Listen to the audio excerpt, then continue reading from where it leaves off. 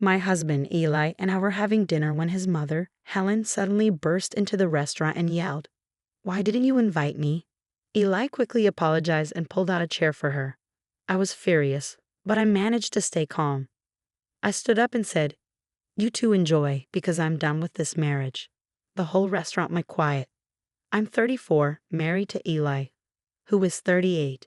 We've been married for 6 years after dating for 2. When we first met, things seemed perfect. He was kind, funny, and respectful. We hardly fought at first, except when it came to his mother, Helen. I really tried to get along with her. I'm not confrontational, and I always try to be nice. I bake pies at holidays, remember birthdays, and do small thoughtful things. But from the beginning, Helen didn't like me. She made up her mind about me without even getting to know me. When I met her for the first time, she didn't smile. She just looked me up and down and said, "You're taller than I expected." I laughed it off, thinking she was just nervous. But it got worse from there. She'd make comments like, "You don't wear makeup, that's brave," or "That's the dress you're wearing," or "You didn't use my recipe for the stuffing." She even came to our house unannounced. One time, she let herself in with a spare key Eli had given her. I was in my bathrobe, and she said, "I used to wear things like that before I got married, too." I begged Eli to set some boundaries, but he always said, "She means well, she's just old-fashioned, she's trying in her own way." To me, it felt like she was trying to control everything, but Eli either didn't see it or didn't care. Over time, I saw how much control she had over Eli. He wouldn't make any big decisions without checking with her first. If we planned a trip, he'd ask her if the dates were okay. I couldn't even buy a new couch without getting her opinion. She criticized everything I did, from how I folded towels to how I made eggs. And Eli, he never told her to stop. He just smiled and let me deal with it. A month ago, Eli came home and told me he had a surprise. He had made a reservation at Luca's Trattoria, the same place we went for our first anniversary. He said he wanted to reconnect. Things had been tough, and we hadn't spent time alone in a while. I was happy to hear that. Maybe he was finally ready to focus on us. I got ready, wore my favorite dress, and even curled my hair. We got to the restaurant, and it felt like a nice evening. We were laughing and enjoying our drinks when suddenly we heard a loud voice from behind. "Why didn't you invite me?" Everyone turned to look. There she was, Helen, standing in the middle of the restaurant glaring at us. Eli froze. She walked up to our table and said, "You told me you were staying in tonight. You didn't say you were coming here." I couldn't say anything. My heart was pounding and I was furious. She turned to me and said, "You didn't think I'd want to be included? That's selfish." Then Eli did it. He looked at her, then at me, and pulled out an empty chair. "Just sit, Mom." "It's fine," he said. I couldn't believe it. I stood up and in a voice I didn't even recognize said, "You two enjoy, because I'm done with this marriage." And I walked out. The restaurant went completely silent. It wasn't just a few people glancing over. Everyone stopped talking. Even the clinking of silverware stopped. I didn't look back at Eli or Helen. I walked out the door and didn't stop until I reached the corner. I called an Uber and went to a friend's house. I didn't go back home that night or the next. When I finally did, Eli was waiting. He looked shocked, like I was the one who ruined the night.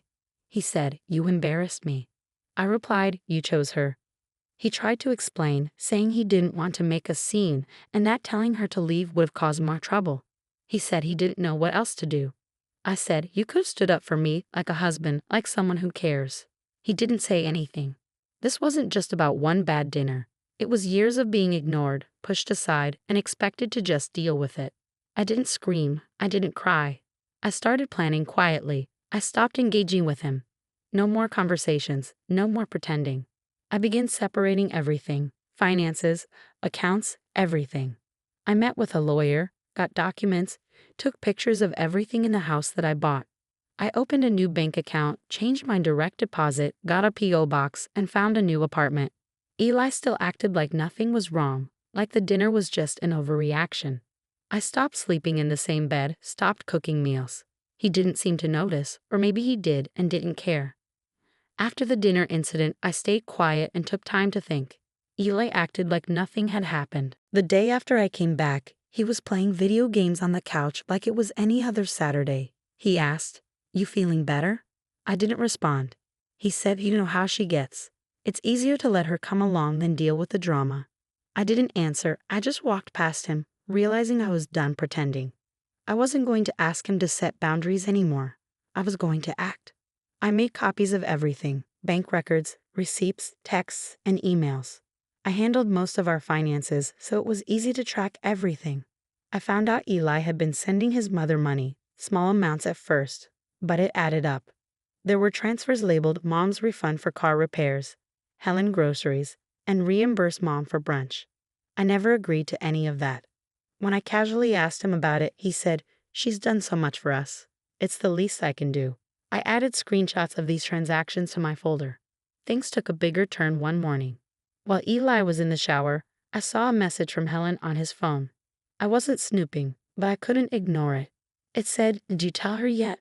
I opened their group chat and saw multiple messages from Helen saying things like, "She's going to find out eventually. You said you'd tell her last week. It's not fair to keep hiding it." There were no other names in the group, just Helen and Eli. I felt my stomach drop. What were they hiding? When Eli came out of the shower, I didn't yell. I just handed him the phone. He went pale and sat down. "I was going to tell you," he said. "Tell me what, Eli?" He then admitted that Helen had moved into an apartment 2 floors below ours 6 months ago. She hadn't told me because she didn't want to make it awkward. She just wanted to be closer to him and keep an eye on things. I couldn't believe it. She had been watching me for 6 months, never saying a word, while Eli helped her move in and lied to me every day. I was beyond angry. He said, "I didn't think it was a big deal." "Not a big deal." I shouted. "Your mother lives in the same building, Eli. You let her stalk me and lie to me for 6 months. That night, I packed a bag and left. Since then, I've been preparing. I found a new apartment, quiet, with no mothers in sight.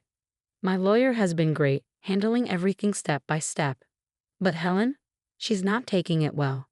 She's been sending me emails, some passive-aggressive, others downright rude. Here are a few. Marriage is about forgiveness, not throwing tantrums. You're punishing him for being a good son. You'll regret this when you're old and alone." I didn't respond. She even showed up outside my new place, standing on the sidewalk, staring up at my building. When I didn't come down, she sent me a text. "Running won't fix your attitude problem." I showed it to my lawyer, and we're documenting everything. Eli hasn't been chasing me, though. But I know he's still talking to her every day. He probably still doesn't get it. Here's where things got even messier. My lawyer found something while going through our property history. Helen's name is on the condo title. Apparently, when we bought it, Eli listed her as a silent investor to help with the down payment. But here's the kicker. I paid most of that deposit. The paperwork was filed through a friend of Helen's who works at a real estate office. I never saw the fine print. They added her name to the title without me knowing.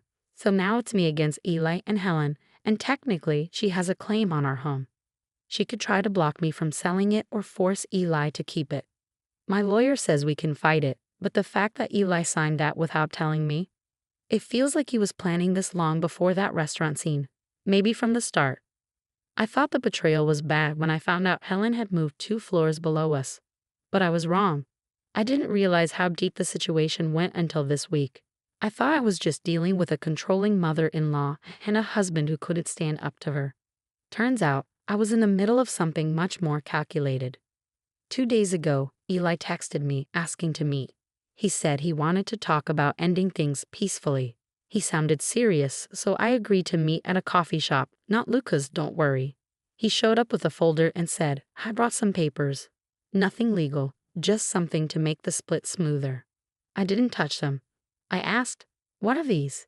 He hesitated. "It's just a quick property settlement. My mom's lawyer helped put it together, just so we're all clear on who gets what." I opened the folder and my heart sank. It was a quick claim deed transferring my interest in the condo to Helen. He said, "You won't have to worry about the place anymore. You're moving out anyway, right? This just settles it. Clean break." I stared at him in disbelief before saying anything. "You want me to give up my home to your mother?" He shrugged. "Yeah, but it's complicated now." I closed the folder, got up, and walked out without saying a word. When I showed the folder to my lawyer, her jaw tightened. Where did he even get this? I told her Helen's lawyer had drafted it. She flipped through the pages and said, "This isn't just a quick settlement. It's a trap. If you had signed this, you'd be giving up any right to the property with no compensation. She sat back and said, "You're not divorcing just a man. You're divorcing a mother-son business operation." I started connecting the dots. I went through old emails, receipts, and forgotten conversations, and everything started clicking. When we bought the condo, Helen insisted we use her friend's real estate office. She said, "They'll give you a better rate." At the time, I trusted Eli to handle it. Now I know that office is no longer licensed, shut down for shady dealings and forged documents. Guess who signed the closing papers? Eli and Helen. They left me off whole sections of the contract, telling me it was just standard stuff and didn't need my signature. It's not legal, but it's shady. My lawyer's working on having a property fraud investigator look into it. If we can prove intent, we might have a case for fraud. Here's the latest twist, and it actually made me laugh. Apparently, Helen tried to list the condo for sale last week without me knowing. A neighbor texted me, confused, saying, "I saw a for sale sign outside your unit. Are you moving?" I checked online, and sure enough, my address was listed with an open house scheduled. The contact number was Helen's. I called the agent listed, and he seemed confused, saying he was hired by the co-owner and financial contributor. He said she told him the other party, me, was already bought out. I immediately forwarded that to my lawyer. Now Helen's being investigated for fraudulent listing activity. After the quick claim attempt, Eli started bombarding me with texts. First, long messages about how hurt he was. Then guilt trips. "You're throwing away everything we built." And finally, anger. "You're ruining my life because you're mad at my mom." I didn't respond. He called 11 times in one night, leaving a voicemail crying, saying, "You don't understand. She was the only one there for me when I had nothing. She gave me everything, and now you're taking it all away from her." That told me everything I needed to know. I wasn't just married to Ella. I was married to Eli and Helen, and I was the third wheel all along. The condo is now on hold due to the investigation. Nobody can sell it until ownership is clarified. My lawyer is preparing for a full divorce filing and property dispute. I've started therapy weekly because I didn't realize how broken I felt until I left that house.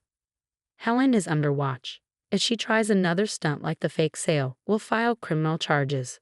There's more I haven't shared yet. Things I've uncovered about Eli's bank accounts, things I'm sure Helen doesn't even know I know. That's coming soon. This isn't over, not even close. At this point, the legal battle had started. The divorce was happening and the property dispute was a nightmare. Helen had even tried to sell my condo behind my back. But it still wasn't over. Some people don't give up easily. It was a Thursday night and I was at my new apartment, eating takeout when I got a text from Eli. "Can you come to dinner at Mom's one time to talk?" I didn't answer right away. Something about his tone felt wrong, too calm, too fake, but I agreed. Why? Because I wanted them to say it all out loud. No more hiding behind texts or lies. I wanted to see them squirm face to face. I needed it for closure. I got there early at 7:00 p.m. sharp. Helen opened the door with a smile like everything was normal. Her house smelled like meatloaf and entitlement. She said, "Glad you came. We can be adults about this." I didn't smile. Eli was already sitting at the table, looking tired and worn out.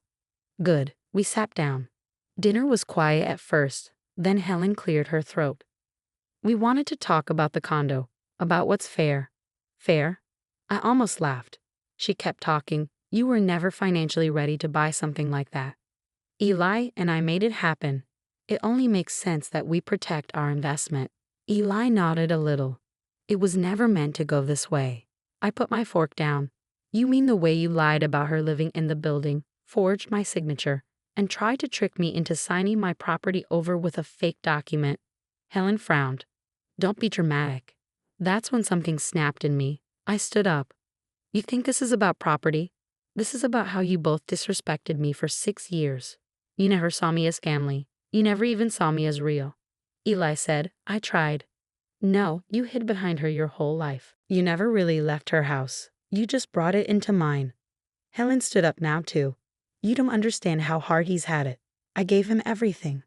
I looked at her, then at him, "And he gave it all to you, even when he promised it to me." Then I pulled out a folder from my lawyer, bank statements, payment records, proof that I paid for 87% of the condo directly. I dropped it on the table. That's the truth. You can tell your stories, but numbers don't lie. Silence. Eli's face dropped. He didn't even open the folder. He just stared at it, like it might bite him. Helen said, "This is unnecessary.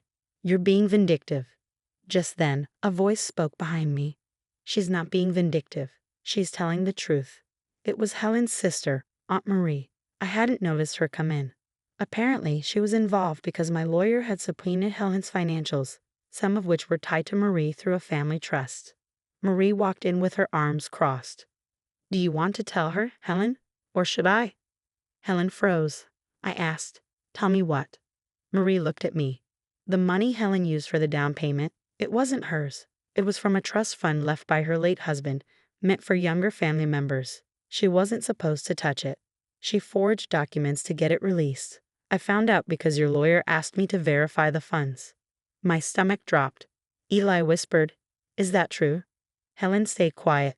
Marie dropped the bomb. "If this gets reported, and it will, she could be facing fraud charges." Helen screamed, "You're destroying this family. You brought an outsider into our home, and now look what's happened." Eli stood up and yelled back, "You did this, Mom. You lied. You made me lie. You ruined everything." She slapped him right there, in front of me and Marie. He didn't react. He just stood there, shaking, red-faced. I picked up my folder and calmly walked out. Before I left, I said, "You can keep your lies, but you're not keeping my life, my name, or my future." And I walked out. The next day, my lawyer froze the condo's title completely. Helen's accounts were flagged for investigation. Marie agreed to testify if needed. Eli emailed me to apologize, saying he didn't know about the trust fund and was sorry for everything. I didn't reply. Instead, I signed the final divorce papers, had them delivered to his new P.O. box, and changed my last name back the next day. It's been 3 months since that night. I live in a smaller apartment now, no fancy countertops, no shared mortgage, but it's mine. I sleep better, laugh louder, and cook dinner without being judged for how I slice vegetables.